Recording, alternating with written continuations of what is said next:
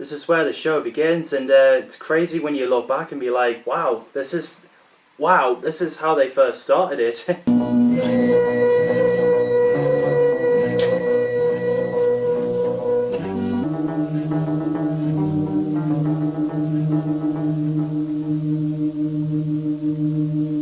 So the first Doctor is described as a grumpy old man living in a police box in a junkyard, played by William Hartnell. When he first showed up inside the junkyard... Excuse me. What are you doing here? We're looking for a girl. We? Well, good evening. What do you want? He plays like a mysterious old man, and he'd be like, who is that old man, and where's he from? I suggest you leave here. Not until we're satisfied that Susan isn't here. And frankly, I don't understand your attitude. He's from a different planet and a different time. You open the door. There's nothing in there. Then what are you afraid to show us? Afraid? Oh, go away. So there's a police box standing in a junkyard for some reason, and inside it's like a big sci-fi room with the console and machinery and furniture stuff. Close the door, Susan.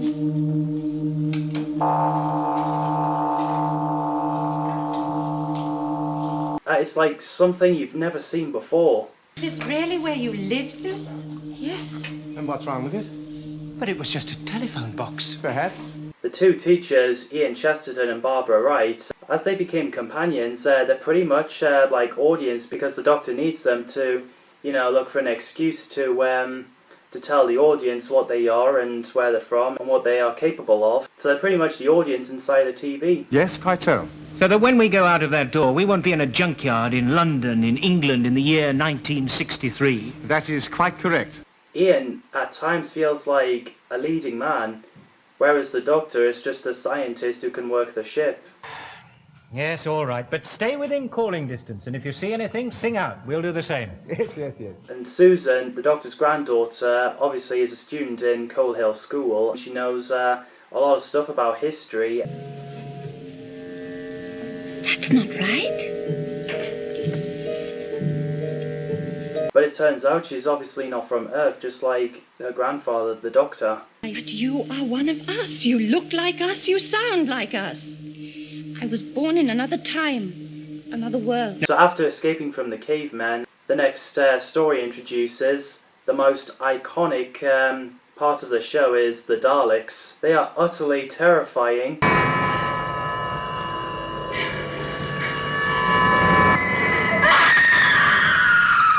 They're so scary, even the voices are scary.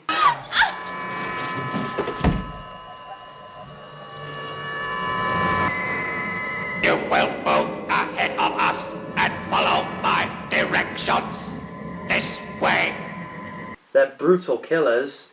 They're inspiration from Nazis, as anything that's different to them, they destroy, even after when the war's finished. Explanation might be better. It's stupid and ridiculous, but it's the only one that fits. What? A dislike for the unlike. I don't follow you. They're afraid of you because you're different from them. So whatever you do, it doesn't matter. Which you can see why the audience are having to hide behind the sofa whenever the Daleks show up. You have to do what they say and make sure you do it correctly, otherwise they'll just kill you on the spot, and yeah, you're dead.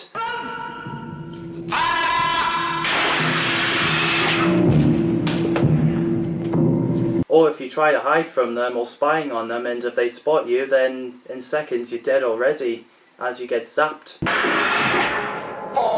And what is so cool is that, the fact that low budget actually created this, a Dalek in a corridor.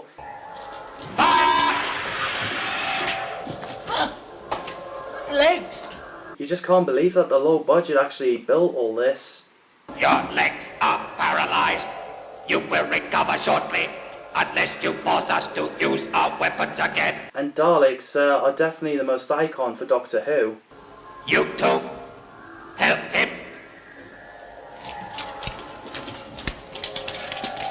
If the low budget didn't do well, the show would have been cancelled. I wouldn't be sitting here talking about it right now, and I wouldn't even have heard of it, and I don't think many of you guys watching this video would have as well. And the fact that the Daleks are a success and they make a return, even better, they're close to home.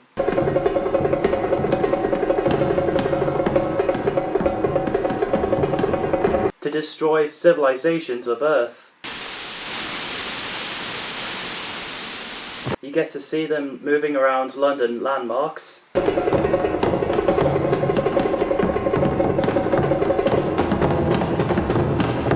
And spaceship arriving, you'd be like, uh-oh, this is not good. And as soon as it comes out of the water,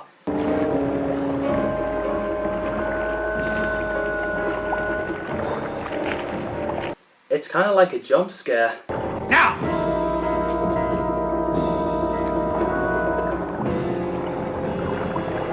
I think the most iconic scene in the Dalek invasion of Earth was Susan's goodbye scene when the Doctor does his one-day speech. One day, I shall come back. Yes, I shall come back. Yeah, the first Doctor's run had a lot of hysterical episodes, starting with Marco Polo, an explorer who travelled through Asia from 1271 to 1295.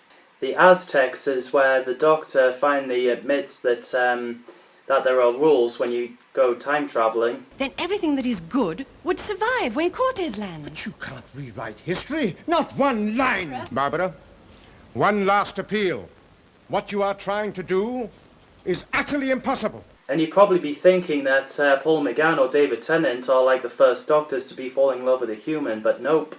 William Hartnell accidentally got engaged in someone that during that story.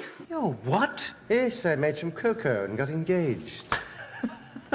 Oh, don't giggle, my boy. It's neither here nor there. I also love the scene in The Reign of Terror story, the way the Doctor walks down on the road.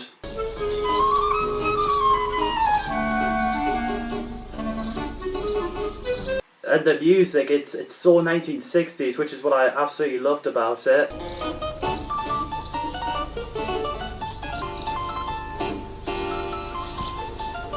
And the good thing about watching the hysterical episodes, it really does help you when you play a quiz. And there's like so many intriguing cliffhangers. Doctor.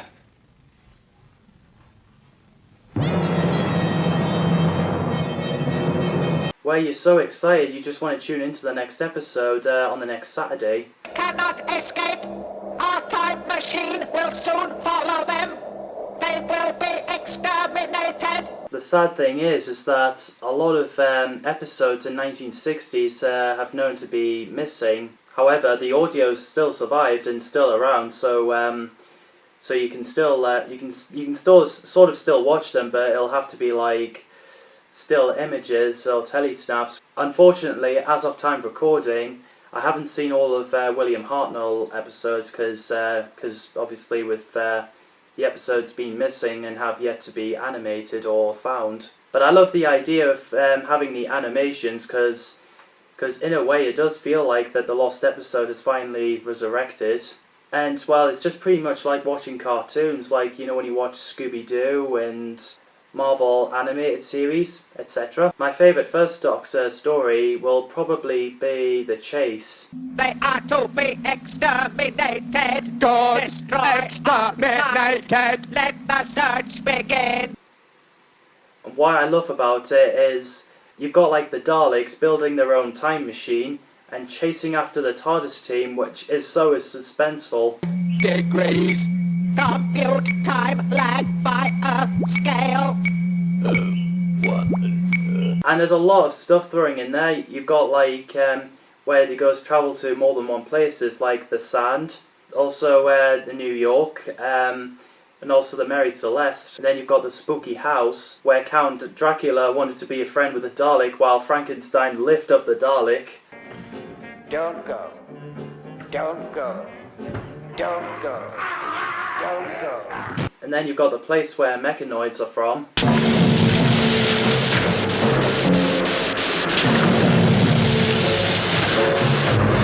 What I also loved about it was the scene where Vicky plays the Beatles song and Ian Chesterton does the does that kind of dance. She's got a ticket to ride. But after when Susan left, Vicky comes along and she's very likeable. I realise you're a man of many talents, Doctor, but I didn't know fighting was My among them. dear, I am one of the best. So Stephen Taylor, played by Peter Purvis, more of like a second-in-command of the TARDIS team, whereas the Doctor feels like he's more in charge now. What do you think of that now, eh? A Viking helmet? Maybe. What do you mean, maybe? What do you think it is, a space helmet for a cow? It also reveals that the Doctor doesn't like being called Doc. Sue, don't call me Doc. Now, do I make myself clear? Yes, whatever you say, Doc. Talk. And I really loved the gunfighters, where it was set in like the OK Corral, like a cowboy gunfighting type story, where the first Doctor has a toothache. However, I suppose I'll meet you both back in the hotel lounge. Oh, dear, it goes again. So he goes to the OK Corral to meet Doc Holliday, who happens to be a gunfighter, and the Doctor gets his tooth removed. I never tolerated any complaints yet, my whole life. Now then, you just open wide. Meanwhile, Stephen Taylor sings at the bar. With rings on their fingers and bells on their toes, the girls come to Tombstone in their high silk hose. Where it has the main villain, Johnny Ringo, and where the gunfighting lasted like a few seconds.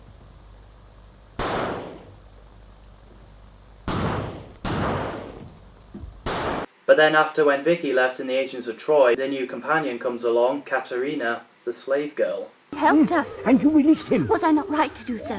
When the evil ones came, he said we had to flee from your temple. Oh, my TARDIS, child, my TARDIS, yeah. Dalek Master Plan, the epic 12-part, where the Daleks look so good with the flamethrower. We obey. Sadly, I haven't seen it as of time recording, but by the looks of it and what I've heard, it has like more epicness and more suspenseful.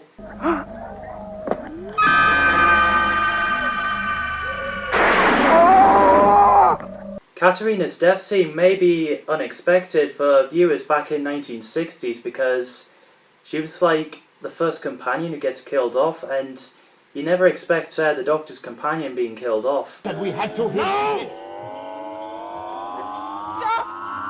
Without him, we can't reach the place of perfection. So what happens was she sacrificed herself to save the Doctor and Stephen as she pushes the airlock and sucked into space with the bloke. Not that one!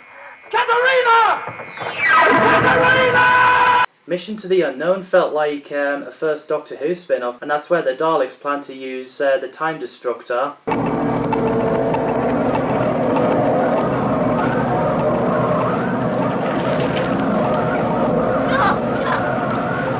Celestial Toy Maker, who's a pretty powerful villain and pretty fascinating. That is the price of success. Make your last move, Doctor. Make your last move. Which of course he returns for 60th anniversary, played by Neil Patrick Harris. I do find Dodo an underrated companion. Yeah, she does remind the Doctor of Susan, because they do have like the same hairstyle. But she gets along with Doctor pretty well. What do you mean? Yes, unfortunately he can't get in. If only he could. Scotland Yard, whipped off into time and space. And she's pretty good in the gunfighters. But after being hypnotised and having to rest and then woke up being herself, she decided to stay in London. And then Polly and Ben Jackson came along, whereas the Doctor is more in charge of the TARDIS team. I'm blowing out there. Come along, Polly, my child, with my cloak. Hey, Doctor, you've got the most fantastic wardrobe. Yes. Ben is a sailor and Polly is a secretary from the post office tower. Both first appeared in The War Machines. You conceited little... now, Polly, he was only trying to help. Thank you, Ben Jackson. One of the first William Hartnell stories I watched, and I was so glued to that. I felt that it was really ahead of its time.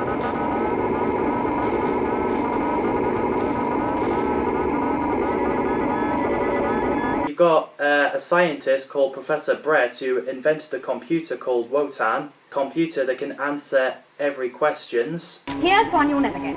What does the word TARDIS mean?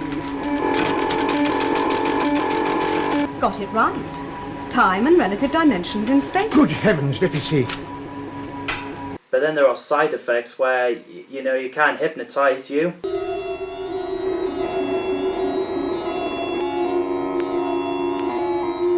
voice from the speaker was so intimidating where it said, "Doctor Who is required." I absolutely love the sound effects. What are my instructions?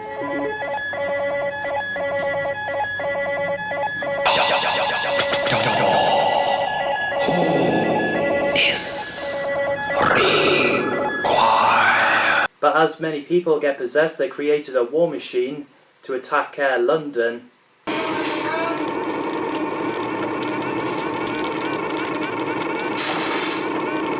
And I think that's where the Doctor became more of a hero.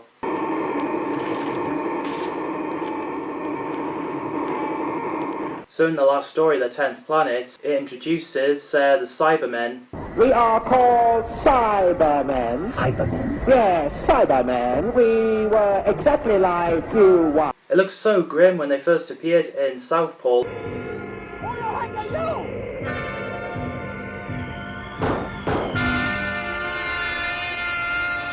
And thumped people at the TARDIS.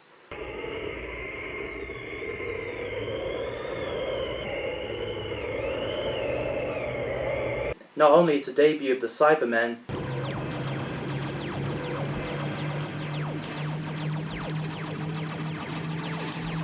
but also the regeneration where the Doctor changes his physical appearance.